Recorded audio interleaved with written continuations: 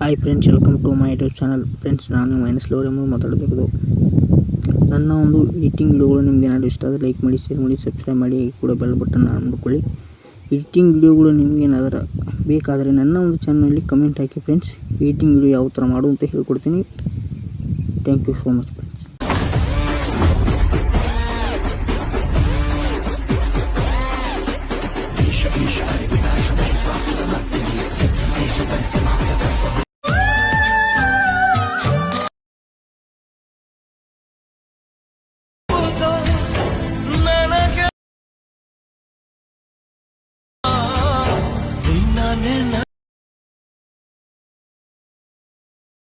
ನಿನ್ನ